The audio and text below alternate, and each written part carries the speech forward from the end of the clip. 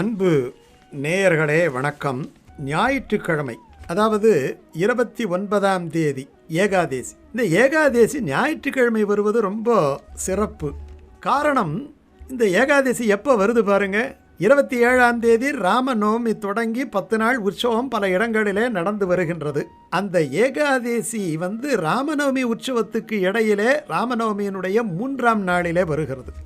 ராமநவமியோட 3ஆம் நாள். சரி, ராமலக்ஷ்மணர்களுடைய வரிசை எடுத்தால் இந்த 3ஆவதாக பிறந்தவர் யார்? ராமன், அதற்கு பிறகு பரதன், அதற்கு பிறகு லக்குவன். ராமர் புனர்பூசம், அதுக்கப்புறம் பரதன் பூசம், அதுக்கப்புறம் லக்ஷ்மணன் ஆயில்ய நட்சத்திரம். இந்த ஏகாதேசி 3ஆம் நாள் ஆயில்ய நட்சத்திரத்தில் வருது. லக்ஷ்மணனுடைய ஆயில்ய நட்சத்திரத்திலே சூரியனுடைய நாளாகிய ஞாயிற்றுக்கிழமை வருகிறது. சூரிய குல திலகம் இல்லையா, ராம திவாகரம் என்று ராமனை சொல்லுவார்கள். அன்னைக்கு இது மட்டும் ஒரு விசேஷம் கிடையாது. இந்த ஏகாதேசி அன்னைக்கு பார்த்தீங்கன்னா திருவாரூரில் தியாகராஜ சுவாமிகள் ஆழித்தேர் உற்சவம் ரொம்ப விமர்சையாக நடக்கும். தேரிலேயே ரொம்ப அகலமான மிகப்பெரிய தேர் திருவாரூர் தேர். அந்த திருவாரூருடைய தேர் உற்சவம் இந்த ஞாயிற்றுக்கிழமை அன்றைக்கு நடைபெறுகிறது. அப்போ அந்த தியாகராஜ சுவாமிகளையும் நம்ம என்ன பண்ணுறோம், மனதிலே வரிக்கிறோம், அந்த இறைவனை வணங்குகின்றோம். அதே மாதிரி தாயமங்கலம் என்று ஒரு இடம் இருக்குது.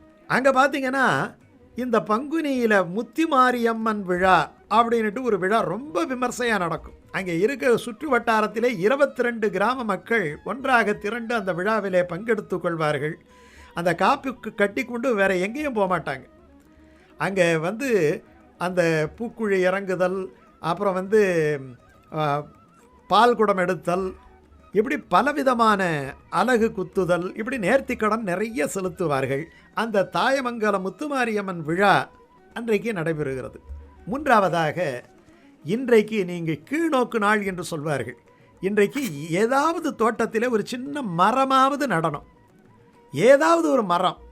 இந்த ஞாயிற்றுக்கிழமை அந்த ராமரை நினைத்து கொண்டு ஒரு சின்ன மரம் நட்டாலும் கூட அது நமக்கு எப்படி அந்த விருட்சம் வளர்கிறதோ அதை போலவே நம்முடைய வீட்டிலே செல்வம் வளரும். அந்த காலத்தில் பார்த்திங்கன்னா ஒரு 4 மரம், 4 தென்னை மரம், 4 வாழை மரம், கொஞ்சம் காய்கறிகள் மரம், ஒரு புஷ்ப மரம், இது இருந்தால் போரும், வீட்டினுடைய தேவைகள் எல்லாம் நிறைவேறும். அதோடு ஒரு மாடோ 2 மாடோ இருந்துக்கிட்டால், மாடு என்றால் செல்வம். அந்த மாடு என்பது அற்புதமான ஒரு விஷயம். அதனால் உன்னிடத்திலே மாடு இருக்கா அப்படின்னு சொன்னால் செல்வம் இருக்கிறதா என்று அர்த்தம். கால்நடை செல்வம் என்று சொல்வார்கள்.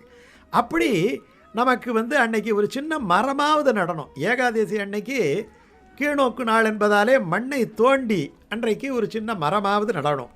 இது ராமநவமியில் வருகின்ற ஏகாதேசி.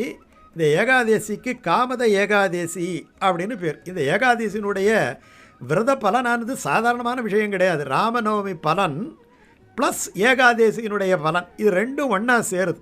ஒரு ஏகாதேசியினுடைய பலனே கிரகண கால தானத்தினுடைய பலனை தருவதாக சாஸ்திரங்களெல்லாம் சொல்லுகின்றன. கிரகண காலத்திலே ஒருவருக்கு ஏதாவது ஒரு சிறு பொருள் கொடுத்தாலும் கூட 1000 மடங்கு பெருகி அது பலன் தருமா. அதை போல ஒரு அற்புதம் இந்த ஏகாதேசி விரதம் என்பது. அந்த ஏகாதேசி விரத காலத்திலே நம்ம கொடுக்கக்கூடிய தானத்தினுடைய பலன் 1 100 1000 கோடியாக வளரும். பல்லாண்டு பல்லாண்டு பல்லாயிரத்தாண்டு பல கோடி 100,000 எப்படி அடுக்கி சொல்கிறோமோ அதே மாதிரி இந்த தானம் என்பது 1 100 1000 10,000ஆக வளரும். கிரகண காலத்திலே 7 நதிகளிலே தீர்த்தமாடினால் என்ன புண்ணியமோ அந்த புண்ணியம் இந்த ஏகாதேசி பலனால் கிடைக்கும் என்று கூறுகின்றன.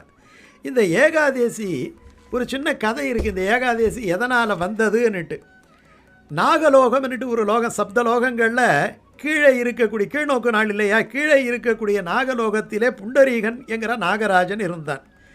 அவன் பல விருப்பப்படி தன்னுடைய உருவங்களை எல்லாம் எடுத்துக்கொள்ளும் ஆற்றல் பெற்றிருந்தான்.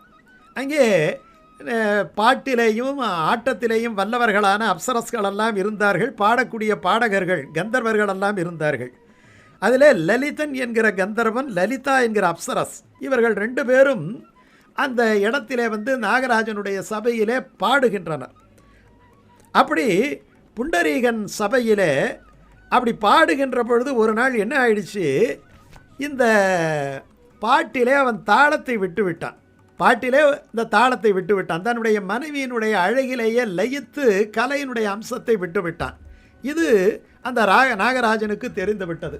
உடனே அந்த நாகராஜன் இவனுக்கு, நீ எந்த அழகான மனைவி என்று நினைத்து கொண்டு இப்படி பாடலிலே கோட்டை விட்டாய் அல்லவா, கடமையிலே தவறினாய் அல்லவா, நீ ஆகையினாலே அகோரமான உருவை, கோரமான உருவை அடைவாய் அப்படி என்று அவன் ஒரு சாபமிட, அடுத்த நிமிஷம் அவன் பார்க்க சகிக்காத ஒரு கோலத்தோடு கீழே பூமியிலே இறங்கி போனான்.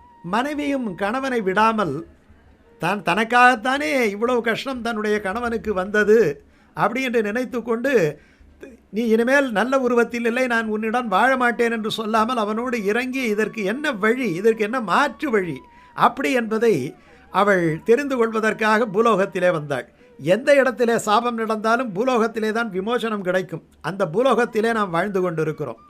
அந்த பூலோகத்திலே காட்டிலே பல இடங்களிலே திரிந்தார்கள்.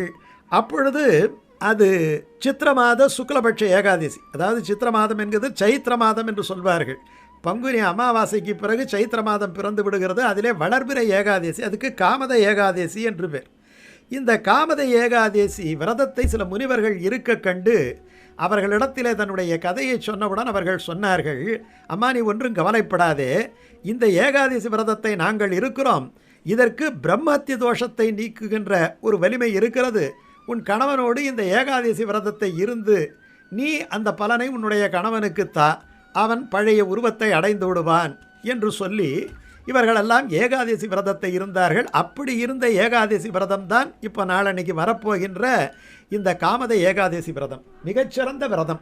இந்த ஏகாதசி விரதத்தை இருந்து அந்த லலிதன் என்கிற கந்தர்வன் பழைய உருவத்தை அடைந்து மறுபடியும் அவன் நாகராஜனுடைய சபைக்கு போய் சேர்ந்து அந்த நாகராஜனிடம் இந்த ஏகாதசி மகாத்மியத்தை எல்லாம் தெரிவிக்க அவன் மகிழ்ந்து அவனுக்கு பொன்னும் பொருளும் நிறைய பரிசளித்து அவனுக்கு மங்களமான வாக்கியங்களை எல்லாம் சொல்லி மகிழ்வித்தான் என்று இந்த ஏகாதசி கதையை சொல்லுகிறார்கள். இப்படிப்பட்ட உத்தமமான ஏகாதசி ராம நவமி அன்னைக்கு வருது.